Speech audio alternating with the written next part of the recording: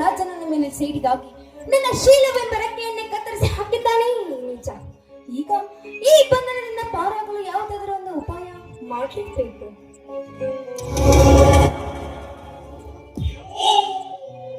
ಮನದ ಮಲ್ಲಿಗೊಂದು ಮನದಿ ಪ್ರಮೋರವನ್ನು ಹರಳಿ ಯೌವನದ ಈ ಹೆಣ್ಣು ಈ ಚಾಣಕ್ಯನ ಸ್ವಾಮಿತ್ವ ಸೇರಲು ನಿಂತಿರಬಹುದು.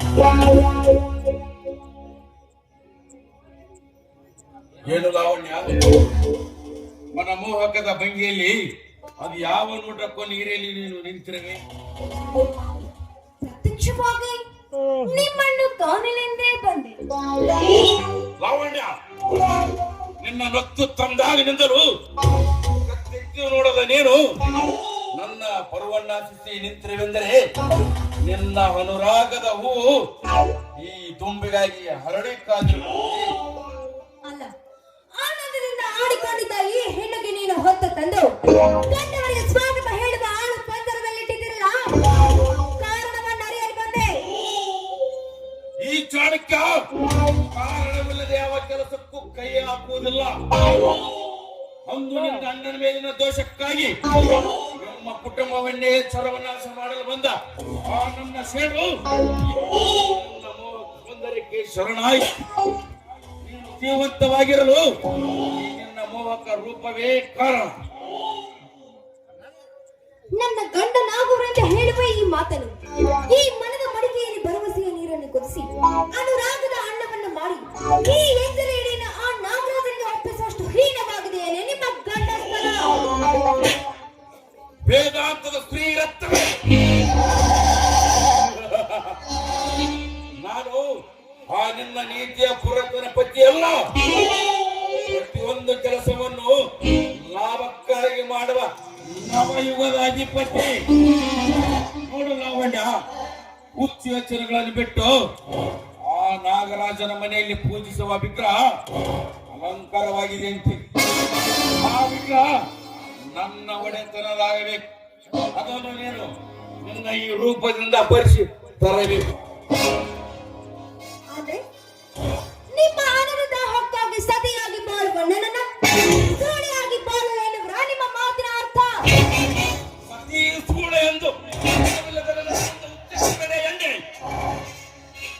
ಈ ಕಾರ್ಯ ಮುಗಿದೊಡನೆ ಈ ಚಾಣಕ್ಯ ಓದ್ತಿದ್ದರು ನಿನ್ನ ಹೊಂದಿಕೋ. ಆ ಅಮೂಲ್ಯ ವಿಗ್ರಹ ದಕ್ಕಿದೊಡನೆ ಈ ಧರೆಯಲ್ಲಿ ನಿನಗಾಗಿ ಪ್ರೇಮದ ಅರಮನೆಯನ್ನು ನಿರ್ಮಿಸಿ ನಿನ್ನ ಸೇವೆಗಾಗಿ 100 ದಾಸರನ್ನಿಟ್ಟು ನಿನ್ನನ್ನು ಮುತ್ತು ರತ್ನಗಳಿಂದ ಅಲಂಕರಿಸಿ ನನ್ನ ಹೊಸ ಸ್ವರ್ಗದ ರಾಣಿಯನ್ನಾಗಿ ಮರೆಸಿವೆ. ಒಪ್ಪಿಕೊಳ್ಳೋಣ, ಒಪ್ಪಿಕೋ. ಈ ಮಾತಿನ ನಾನು ನಂಬಲೇ ಚಾಣಕ್ಯ? ಆ ಶಿವನಾಣೆಗೂ ನಂಬು. ಹೊಳೆ ದಾಟಿದ ಮೇಲೆ ಕೈ ಬಿಡೋದಿಲ್ಲ ತಾನೆ? ನಂಬು ಎಂದು ಒಂದು ಸಲ ಹೇಳಿದೆ. ನೀನು ನಂಬದಿದ್ದರೆ ನನ್ನ ಕೂರಂಬು ನಾಟನ ಸಿರ ಛೇದಿಸಿದ್ದು ಎಚ್ಚರ. ನೋಡಿ, ನೀವು ಹೇಳುವ ಯಾವ ಕೆಲಸವನ್ನಾದ್ರೂ ನಾನು ಮಾಡ್ತೀನಿ, ಆದ್ರೆ ನನ್ನ ರಾಜನಿಗೆ ಏನು ಮಾಡ್ಬೇಡಿ. ಅದಕ್ಕಾಗಿ ಈ ನನ್ನ ಶೀಲ ನಾಯಿ ನರೆಗಳ ಚಿಂತೆ ಆದ್ರೂ ನನಗೆ ಪಾಠ.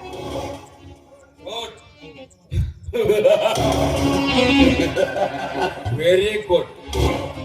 ರಂಬೆಯ ರೂಪ, ಮೇನಕೆಯ ಮಾಟ, ಊರ್ವಶಿಯ ಒನಪು ಪಡೆದಿರುವಂತ ನಿನ್ನಂತ ಸುಂದರಿವು ನೋಟ ಕಾರ್ಯವೇ ಸಾಧಿಸಬಹುದು.